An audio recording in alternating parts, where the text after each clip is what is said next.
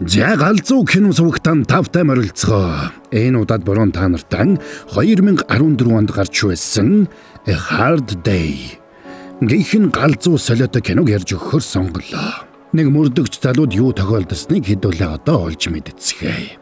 За тэгээд энэ галзуу киног штэ. 100% дээд зэргийн Japonica сортын будаагаар хийсэн премиум ангиллын эрүүл снэк Месситэй хамтран хүргэж байна. Та нар маань тэгээд Сабадрагу бол Саба, адарцсан бол Лайка дарахтал тэгэл болоо явчих юм. Ингээд хэдүүлээ энэ галзуу солиотой киноны тайлбартан орцгоё.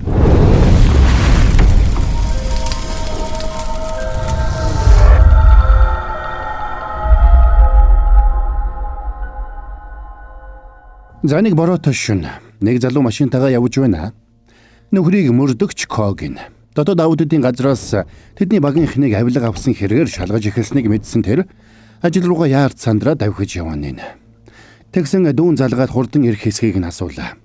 Учир нь энэ үеэр Ко мөрдөгчийн ээжийн оршуулгын ёслол болж байж. Тэгсэн мөрдөгч Ко замдар явж байсан хогт тойрч гарахдаа анхаарал алдаад замын хажуунаас гинт гарч ирсэн нэг хүнийг мөргөөтгөн. Сандарсан тэрнийг ирэхэд тэр хүн аль хэдийн амьсгал хураажээ. Тэгээд Ко цагдаа дуудах гэсэн ч яг энэ үеэр охин нь ярьж дуудлагыг нь тасалдууллаа. Тэгсэн гудамжны эсрэг талаас цагдаагийн машин гарч ирсэн учраас мөрдөгч Ко сандраад цогцсыг машиныхаа ард чирж оруулаад өөрөө нуугдсанд тэрний аз болоход цагдаагийн машин хажуугаар нь гараад явжлаа. Тэгээд тэр жолоо барьж явахдаа баг зэрэг уучгсан байсан учраас цагдаа дуудах юм бол байдал буруугаар иргэнэ гэж бодсон байж. За тэгээд мөрдөгч Ко тэр цогцсыг багаажиндаа хийгээд цааш хөдөлнө. Машин нь донцлох бүрт багаажинд нь нэг юм дуграад цаанаа нэглээвгүй. Ядаж явахад замд нь баахан цагдаа нар гарчихсан. Жолооч нарыг зогсооход үлээлгэж байлаа. Ко мөрдөгч өөрийгөө хүн амны хэрэгтэй тэмцэх хилцсэн мөрдөгч гэдгээ хэлээд ээжийнхээ оршуулгаас явж байгаа учраас жаахан уучгсан гэж үннээ хэлээд ганц удаа зүгээр явуулахыг гуйсан ч нөгөө цагдаа халгаасангүй. Болохоо байвал эндээс зүгтаандаа гэж бодсон ч энийг нь гадралсан нөгөө цагдаа урд нь гараа замыг нь хааж зогсоод тэрнийг машинаасаа яаралтай гарахыг тушаалаа. За тэгээд мөрдөгч Коч гарч ирээд цагдаа нарт үнэн байдлаа хэлж гуйсанд цаадуул нь регистрийн дугаарыг нь асуугаад тэрнийг бичиг баримтаа үзүүлэхийг шаардлаа. Мөрдөгчийг тэдэнтэй маргаж байтал нэг цагдаа багажийг нь онгойлгож эхэлсэнд үхтлээ сандарсан Ко ууралсан дөр үзүүлээд очиж нөгөө цагдааг түлхэж унгаад тэнд байсан цагдаа нар руу асгарч гарна. Тэгсэн цаадуул нь бүгдээрээ нийлж байгаа тэрнийг барьж авах гэсэнд Ко тэдэнтэй зодолцсонд нэг нь тэрэн лөө нулимс асгаруулж цацаж өөр нэг нь цахилгаан боргоогоор цохиод ухаан алдуулдаг. Энэ үед тэдний офисыг дотоод аудитынхан шалгаж хаммаг бичиг баримтыг нь онгичиж байлаа. Ко мөрдөгчийн багийнхан тэрнийг эрхийг хүлээж яахаа мэдэхгүй зогсож байсан бол дотоод аудитынхан тэрний том гихчийн цоожтой жижиг шүүгээний цоожийг нь алхаар цохиод эвдэж эхэлцгэн. Тэгсэн хэсэг хугацааны дараа мөрдөгч Ко сэрэгчсэн нөгөө цагдаа нарыг жагсаачсан жижигрүүлж байгаа харагдана. Ко мөрдөгч тэднийг нэлээд хашрахыг хүсч байсан ч ажил дээр нь асуудал гарсан учраас яарад явдаг. Харин ажил дээр нь байдал бүр ноцтой болжээ. Учир нь мөрдөгч Когийн жижиг шүүгэнээс их хэмжээний бэлэн мөнгө гарч ирсэн байна. Та нар ч өнгөрчтэй. Та нар ч одоо юу вэ гэдэг юм? Ээжигээ алдчихад шаналж байгаа цагдаа хэдэн халтар төгөргөөс болоод хэрэгт хүлэх гээд байгаа юм уу? Оршуулгын дараа ирцгээе. Одоо тарцгаа. Надад энд орон нутгийн бизнесмэнээс авилга авсан цагдаа нарын жигсаалт байна. Ди хүчөл 1 сая. Чой санхо 3 сая 500. Ко гунсо 3 сая 500. Харин та өөрөө 10 сая. Та ч өөр төвшний хүү юм аа. Дарга. Энэ үеэр Ко мөрдөгч нэг гүүрний доор зогсоод яахаа мэдэхгүй сууж байлаа. Дүү охин нь тэрэн лөө залгаад оршуулга руу яаралтай ирэхийг шаардаад ууралсанд Ко мөрдөгч эргээд оршуулгын ёслол руу ирнэ. Тэнд байсан хүмүүс бүгдээрээ явчихсан байлаа. Тэгсэн удалгүй хилцсийнхэн залуус хүрээд ирцгэн. Бага байдлаас нь харахад тэд үнэхээр авилга авчихсан бололтой. Тэгсэн хилцсийнхэн нэг залуу тэрнийг ганцаараа бүх хэргийг өөрүүл яасан бэ гэж ятгсанд Ко мөрдөгч дэлбэртлээ уурлаад тэр хоёр барьцалдаж авах шахсан ч дарга нь тэднийг салгалаа. Удалгүй шарилыг авсанд хийж авсыг модон хадаасаар хадаж байхад Ко мөрдөгчд мессеж ирж аудитынхан машиныг чинь нэгжих гэж байна. Дотор нь нэлдэ үн байхгүй зү гэсэн байгааг хараад сандарлаа. Тэгсэн гадаа машины зогсол дээр хийж байгаа зарлал агааржуулагчаар дамжаад байшин дотор сонсогдож байгааг анзаараад гинэт нэг арга сэдэ тэндээс бушуухан гарчгүй лээ.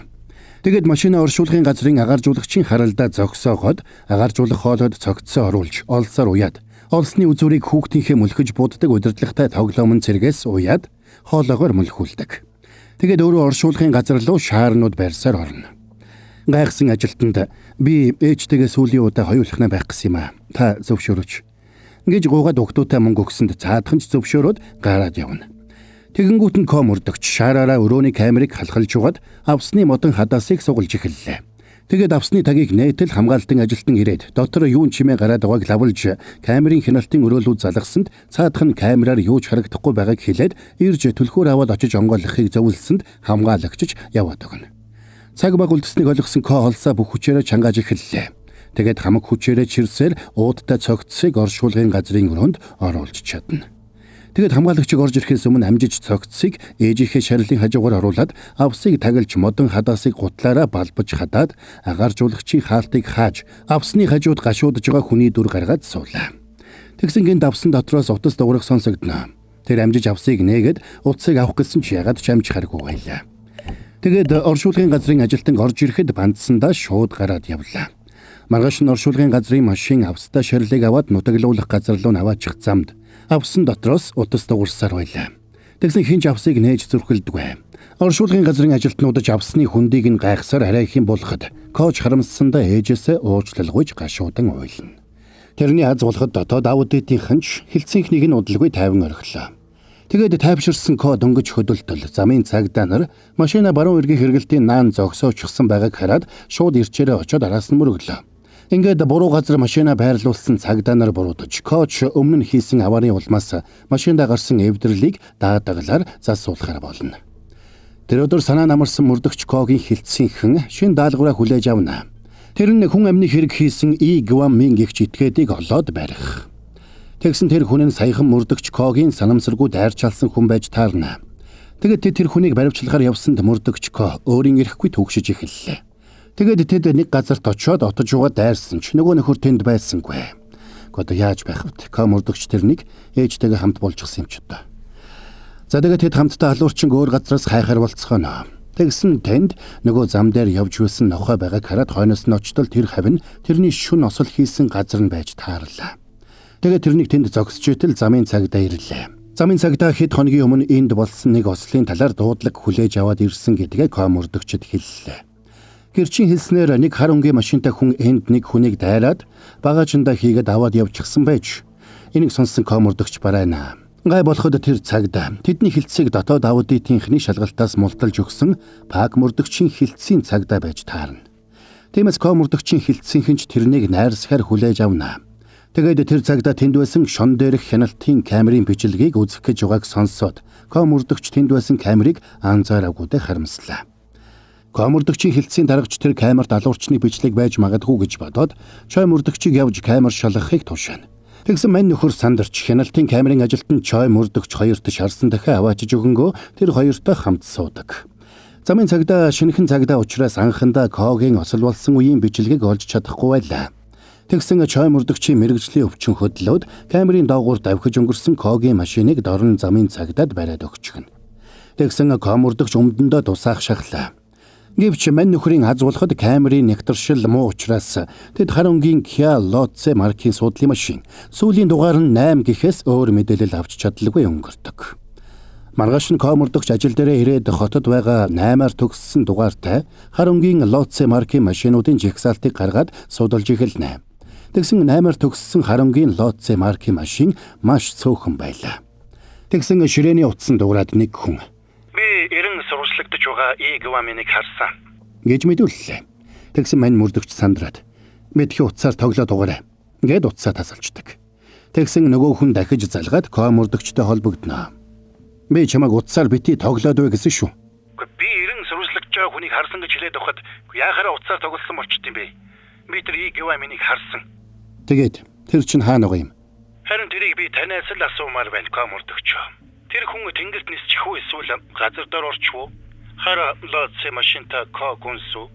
Тэгсэн мөрдөгч сандарсандаа утсаа тасалсанд тэрний гар утас руу дугаараа нууцлсан нөхөр залгалаа.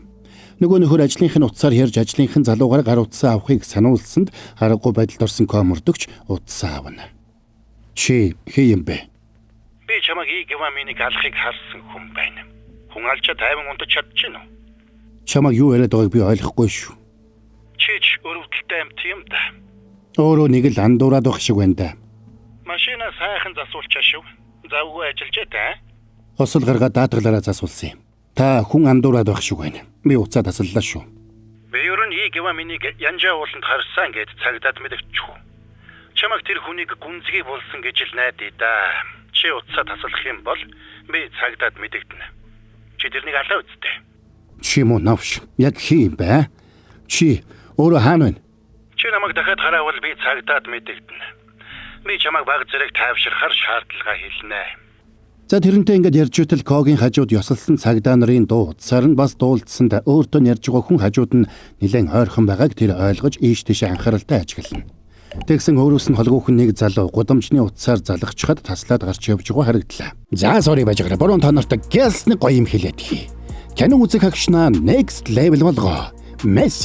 Messi бол 100% дээд зэргийн Japonica сортын будаагаар хийсэн премиум ангиллын эрүүл снэк гэж байгаа. Төмсний чипс шиг хүнд биш ээ. Хөнгөн шаржгансан өвөрмөц бүтэцтэй хамгийн гол нь галзуу гоё амттай. Борогийнхан тайлбарыг үзэж байхдаа идэхэд яг тохирно заяа.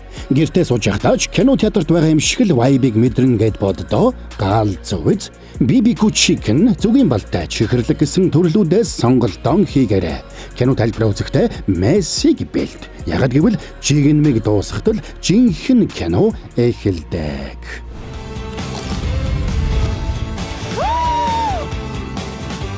Месси шин мэдрэмж.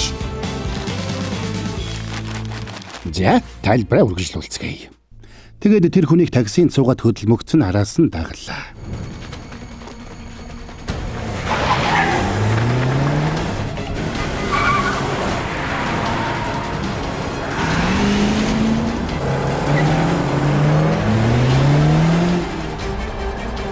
За тэгээд мөрдөгч гүйцэж очоод таксиг холгүйхэн дагаж эхэллээ. Тэгсэн такси гэрлэн дохион дээр хөдлөхгүй зогслоо. Учир нь тэр мөрдөгч өөрийг нь дагаж байгааг мэджээ. Мөрдөгч таксиг зогсоох гэж оролдсон ч амжилтгүй алдчихна. Тэр нөхөр жирийн нэг хүн биш болох нь илэрхий. Тэгсэн тэр хүн явсаар цагдаагийн газарт ирж дөрөв товцос өмсөд гараад явдаг. Үдээс хойш тэрний хилцэнхэн Янжа уул руу явцгаах гэж байгааг мэдээд гайхлаа. Тэгсэн Игва миний гар утас сүлд Янжа уул хавьд асаалттай байсан гэдэг мэдээг тэд авсан байж. Энэ үеэр нөгөө нөхөр мөрдөгч рүү залгасанд мань мөрдөгч тэрэнд чи Игва минийг болж байгааг минь яг харсан юм уу? Хараагүй ч чи. Яагаад гэвэл тэрнийг би булаагүй. Гэж ууралсан дөнөөх нь уцаа тасалчна. Тэрнийг додогшоо ортол нөгөө нөхөр ажлынх нь утас руу зогсоо зайгүй залгаж байна. Бандсан мань мөрдөгч ажлынханд хүн утсаар тоглоод байна. Гэд утсыг нь дахин таслаа зогсож идэл гэнт нэг залуу ирээд тэрнийг толгой төрөөгүй алгацсанд хилцсэнхнийх нь нүд нь орой дээрээ гарах шахна. Чимүү миний утсыг авахгүй салгаад явдаг хинбэ хөөш битгий янз үзээд байгаа хөөш. Биш үү штэ. За уучлаарай хүн андуурчжээ. Галзуурч байгаа юм байна л да. За уучлаарай намайг ловерцсан хүнтэй адилхан санагдаад ёстой уучлаарай. Тэгсэн энэ паг мөрдөгч нь тэдний хилцсэнхнийг дотоод аудитынхнаас мултрахт нь тусалсан цагдаа байлаа. Тэгээд тэрнийг уучлалгуугаад 0 руу явсанд мөрдөгч араас нь ороод хаалгыг төгжнө. Дэлхий дээр хоёр төрлийн хүн байдаг юм. Нэг хэсэг нь альфагийн өмнө сүүлээ хавчдаг бол зарим нь зодуулах тусам сэргээд байдаг юм. Чи яг аль нь юм бэ? Чи цагдаа юм байна те? Яг юу хүсэж байгаа юм? Чамайг айлгаж чадсан уу? Наад асуулт чинь харин сүүлийн үед чиний асуусан хамгийн ухаалаг асуулт байлаа. Би юу хүссэн бэ гэж үү? Ихэнгийн. Игва минийг аваад ир. Өөр ярих зүйл байхгүй. Тэгвэл харамсалтай байна да. Тэрнийг хаана байгааг би мэдэхгүй. Муу ань шүү. Тэгээд тэрнийг гарч явах гэсэнд шарн хөдөлсөн тэрэн лөө дайрч ороод хэд илэгдсэнд паг мөрдөгч худлагаасаа тэрэнд ялагдсан болоо жүжиглэнэ. Хүлээгээрэй. Цагдаа нар хоорондоо зодолдох сайн хэрэг биш. Чи чанга гартай юм. Чамд захиулахад ингэж өвдөж байгаа юм чинь. Чиний машин дагуур ороход Игва минь бүрчих өвдсөн байх та. Уралсан тэрнийг зохих гэсэн ч паг 0 руу зугтаагаад орчлоо. Тэгээд хажуугаар нь хавирсан ч энийг хүлээж үлсэн паг тэрнийг татаж унгаад зогсоо зайгүй балбаж толгойг нь 0 руу дүрээд живүүлэх шахна. За би тэрнийг авчирч өгье. Одоо л хоёулаа хайлгалцж байх шив. Өнөө шүн гэхэд надад авчирч өгөөрэй. Би өөрөө чам руу залгана. За тэгээд аргагүй байдалд орсон мөрдөгч шүн ууланд очоод ээжийнхээ бул шиг ухаж авсыг нээгээд Игва миний шарилыг гаргаж ирнэ. Тэгээд тэрний халаасыг нэгжлээ. Учир нь Пак мөрдөгч өгсөн хүнийг олж авах гэж ингэтлээ улаарч байгаа нь ямар нэг шалтгаантай гэж тэр бодсон байлаа. Тэгээд Шарлийг шалгаж байгаад тэрнийг буудуулж шархтсан байсныг олж мэддэг. Өөрөөр хэлбэл тэр машинд нь мөргүүлэхээс өмнө аль хэдийн үхлийн шарах авчихсан байсан гэсэн үг. Тэгэхээр хэн нэгэн тэрнийг алжхад машиных нь урдуур шидсэн болж таарлаа. За тэгээд нөхөр шууд Гевамины амьдарч байсан газарт очноо. Тэгээд уцыг нь асааж идэл хажууханд нь нэг чимээ гарлаа. Гайхаад очтол Гевамины нохоо байлаа. Тэгсэн өөрөнд нь нэг төрөвч байна. Нөхөр тэрийг нь аваад халаасалчлаа. Тэгсэн Гевамины утсан дугарлаа. Мөрдөгч утсыг нь автал нэг залуу. Ой, Гевамина, яагаад холбогдохгүй байгаа юм бэ? Чамайг Пак мөрдөгчд баригдсан байх гэж бодлоо. Гэдэм байх. Тэгснэ утасны цаана байгаа хүн Гевамин биш болохыг ойлгоод бушуухан тазалчлаа. Мөрдөгч тэр утасны дугаар нь хэнийг болохыг тогтооход тэр нь өмнө нь 3 удаа ял эдэлж байсан Ньюн Хён гэгч болж таарна. Тэгэд мань хүн тэр дөрөв ажил руугаа утастаад тэр хүний зургийг байга байршилтаа нь явуулахыг тушаалаа. Тэгсэн үүндээ зэрэгцээд Чой мөрдөгч шөнийн ээлжээр оффистоо ирж таарад мөрдөгчийн нэр дээр ирсэн хурд хэтрүүлсэн торгуулийн хуудсыг үзчихдэг. Тэгээд торгуулийн хуудсан дээрх зургийг хараад нэгийг бодноо. Энэ үед Манько нөгөө Ньюн Хён гэгчийн байгаа нэг сэйуд ирж байлаа. Араас нь цагдаа ирснийг ойлгосон нөгөө нөхөр тэндээс харах хурдаараа зугтсанд мөрдөгч хойноос нь хөөнөө. Тэгээд тэрнийг арай хиш нэг барьж аваад Пак мөрдөгч яагаад Геваминыг тэгтлээ үхэн хатан хайгаад байгааг байцаасан ч цаадах нь мэдэхгүй гэж гүрийдэг. Тэгэхээр тэрнийг байшингийн дээвэр дээр зогсоогоод түлхэхээр сүрдүүлсэнд цаадах нь аргагүй эрхэнд мэддэг бүхнээ хэллээ. Тэгсэн Гевамин Пак мөрдөгчийн хувийн сейфнийхэн түлхүүрийг хулгайлчихсан байж. Тэр сейф дотор Пак мөрдөгчийн өөртөө цуглуулсан хар тамхинууд байгаа болж таардаг. Өмнө нь Пак мөрдөгч хар тамхитай тэмцэх хэлтэст ажилладаг байж. Тиймээс тэр хар тамхиг устгалд оруулах бүрдээ урсгасан усыг нь шүүж аваад ууршуулж хар тамхиг нь ялгаж авдаг байсан байна. Тэгээд тэрнийг шууд зархад тохиромжгүй учраас вискинд хийгээд шөнийн цэнгэний газрууд руу нууцаар нийлүүлдэг байжээ. Ийм хар тамхитай архинд орсон нөхдүүд тэр цэнгэний газраас салдгүй болдог байна. Тэгээд нөхөр энэ төрлийн нууц бизнесээрээ их хэмжээний мөнгө олсон байжээ. Тэр бүхэл якуза нартай хүртэл ойр ажиллах болж, улмаар тэрнийг якуза нартай ингээд нийлэхэд дургуутсан Гевамин тэрний мөнгө хар тамхитай сейфийг хулгайлаад явсан байна. Харин тэр сейфний түлхүүрийг амиа алдах үедээ биедээ авч явсан байж. За энийг мэдсэн мөрдөгч эргээд ууландаа ирж Гевамины цогцыг сайн нэгжээд биенээс нь сейфний тусгай түлхүүрийг олж авлаа. Тэгсэн яг энэ үеэр Чой мөрдөгч тэнд ирээд нөхөрд буудулгаж баривчлахыг завддаг. Тэгээд тэрэнд торгуулийн хуудсыг шидэж өгөөд тэрний гарыг ард нь гавлсанд мөрдөгч өөрийгөө буруугүй гэдгийг итгүүлэх гэж байдгаараа хичээсэн ч ямар ч нэмэр болсонгүй. Чи яаж яваад ийм байдалд орчихсон юм бэ? За мартаж үзье. Явцгаая. Төв дээр очиод бүх хүнээ ярьж өгье. Өнөөдөр их ядарлаа. Юу ч болдоггүй одоо зүгээр л амармаар байна. Амархаа? Гэхдээ яаж юм хинэггүй байж чаддаг байна. Хүн алсан, цогцос нуусан хэрэгэр чи бүх насаараа хоригдохоо мэдчихэв үү? Тэгвэл хин чиний хойно саналх уу? Ганц охиноо боддгүй мө чи? Галзуурх нэ. Яста солиотой юм. За муу галзуу амт минь. Яаха өөрөө мэдсэ юу? Энийг ав. За урчи. Чамааг шоронд хатаачаад би одоо яаж 50 амьдрах вэ? Чи ч их сонин тавилантай хүн байна шүү. Тэгвэл найзаа надад туслаач. Намайг нэг цагдаа дарамтлаад байна. Чи танд Пак чамми. Минийхэр бол тэр Геваминыг алсан. Ингээд бүх хүнээ ярьж өтөл тэрэн лөө Пак мөрдөгч залглаа. Чой мөрдөгч чамтай хамт байна уу? Тэрэнд гай болыг ээгүй бол бушуухан холдодох. Тэгээд олон юм яриад байлгүй эсрэг талын гудамжинд ир. Мөрдөгчийг машинаас гараад явж өтөл гинэд Пак мөрдөгч утсаа тасалчлаа. Тэгсэн гинт ард нь байсан Чой мөрдөгчийн машин дээрээс контейнер унаад няцтарж орхино. Сайн онсон уу? Жолооч нь яасан бол? Элдв хүнд илүү дутуу яриул ийм л юм болоод байна гэж мэдээрээ. Маргааш өглөө 6 гэхэд Гевамины цогцсыг надад авчирч өг. Чи яаж байгаа юм бэ? Би чамд аваачиж өгнө гэсэн биз дээ. Уйлаад байна уу да? Нинжин сэтгэлтэй байх нэ? Би ерөөсөө явж өөрийгөө барьж өглөө. Тэгээд чамтай хамт зүйл дууснаа мөн авшоо. Тэгсэн Пак мөрдөгч аль хэдийн дүүгийнх нь гэрд очижчихжээ. Энийг мэдсэн мөрдөгч сандарч галзуу юм шиг л давхиж ирсэн ч хазуулахад гэрийнх нь бүгдээрээ зүгээр байлаа. Энэ үеэр тэрэнд өөрийгөө барьж өглөө гэд зовлон чинь дуусахгүй. Тэм учраас маргааш 6 гэхэд цогцсыг авчирч өг гэсэн мессеж ирлээ. За ингээд аргагүй байдалд орсон мөрдөгч зочид буудлын өрөө захиалж гэрийнхэндээ тийшээ явахыг тушаагаад өөрөө шууд ажил руугаа явлаа. Тэгээд 5 сум хүлээж аваад тэнд байсан нэг тесрэх бөмбөгийг сэмхэн хулгайлж аваад хөдлөнө.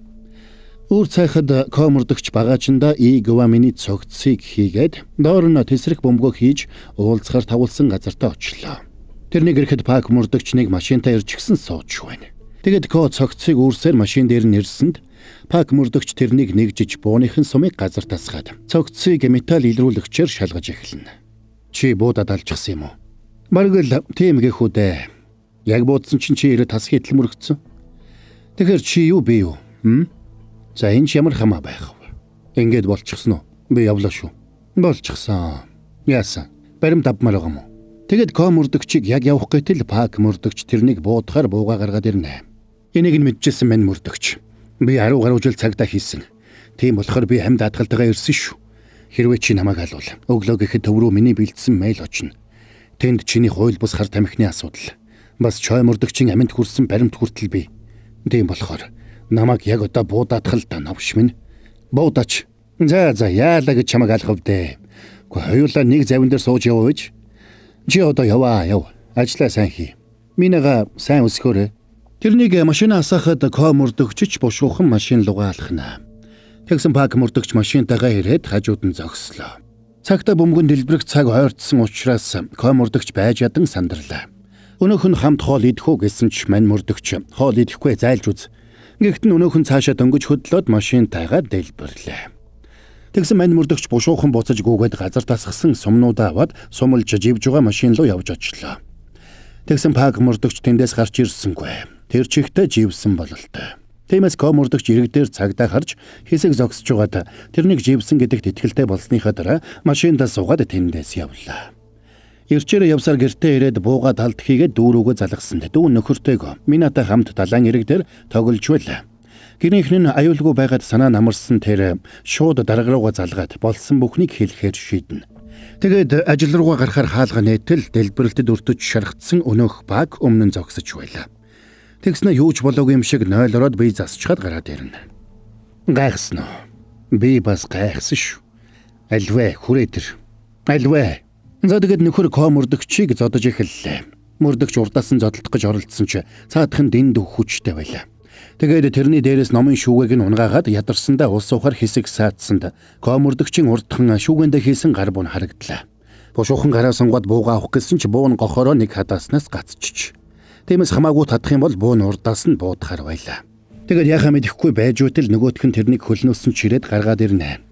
Мань хүнч тэрнийг самбаачилж өшгөлж унгаагаад охины хооронд ороод хаалгыг нь түгжлээ. Тэгээд шүүгээ болоод ороор хаалга тагилсанд цаадах нь хутгаар хаалганых нь хажууг цоолоод гараа оруулна. Тэгэхээр нь гарыг нь тултал татаж угаад хаалганы дээрээс зүүж орхилоо.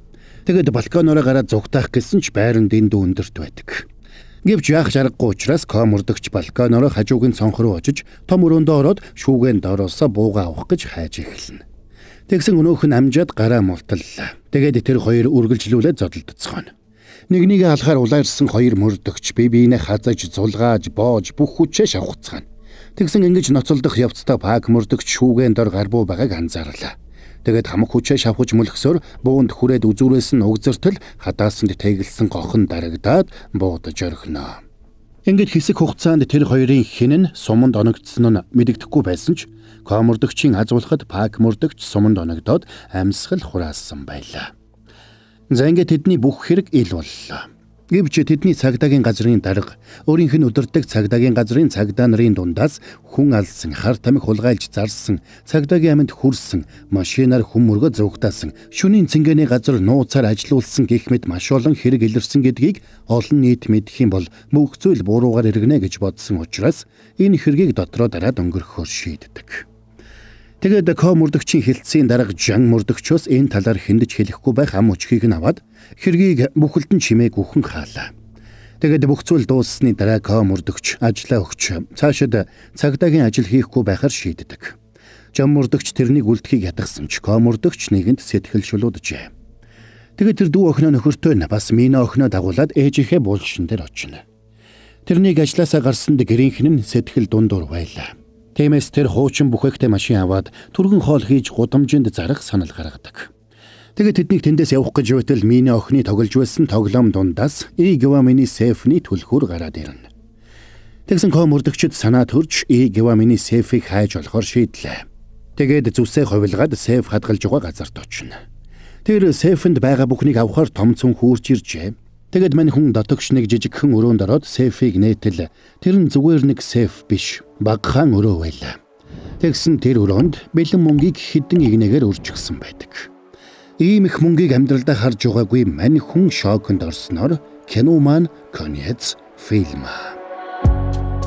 За энд хүрээд энэ галзуу солиотой киноны тайлбар маань дууслаа. Яа харахгүй борогийнх нь хэлснээр галзуу солиотой кино мөн байсан байц. Энэ цагдаа нар нь бүүн асуудалтай гарууд байдаг ч баг шиг. Гол дүрийн энэ сайхан жүжигчин залуу маань явж гисэн гэж бодохоор л бас л харамсалтай байгаа юм шүү. За сонгоод ярьж өгсөн кино маань та нарт маань таалагдсан гэдэгт муу буруу 100% итгэлтэй байна. Өшөө 100% гэснээс манайхан энэ удаагийн дугаарыг маань хамтрагч яруу штэ. 100% дээд зэргийн Japonica сортын будаагаар хийсэн премиум ангиллын эрүүл снэг Месси хамтран ажиллаа. Та нар маань кино үзэх агшна Месситэй next level болгоорой. Төмсний чипс шиг хүнд биш заяо. Хөнгөн, шаржгансан өвөрмөц бүтэцтэй хамгийн гол нь галзуу гоё амттай гэж байгаа. Моборогийнхаа тайлбарыг үзэж байхдаа идэхэд яг тохирно. Гэртээ сууж байхдаа ч кино театрт байгаа юм шиг vibe-ийг мэдрэн гэд боддоо галзуу биз. BBQ chicken зүгийн балтай чихэрлэг гэсэн төрлүүдээс сонголтоо хийгээрэй. Кино тайлбараа үзэхдээ Мессиг бэлдээрэй. Яагаад гэвэл жигнэмиг дуусгахдаа жинхэнэ кино эхэлдэг. Месси. Та нар маань тэгээд сабадраг уалсаба адарсан бол лайк дарахтал тэгэл болоо явчихж байгаа юм. Галзуу анимашн сувагт маань олон галзуу хөрхөн анимашнууд орсоор л байгаа шүү манайхан. Нэр бас галзуу сери сувагтаа та нар маань саба дарж нэгдээрэй. Удахгүй галзуу цувралууд орж эхэлнэ. За тэгээд хэдүүлээ дараагийн бас нэгэн галзуу киноны тайлбараар уулзтлаа. Түр баяртай манайхан.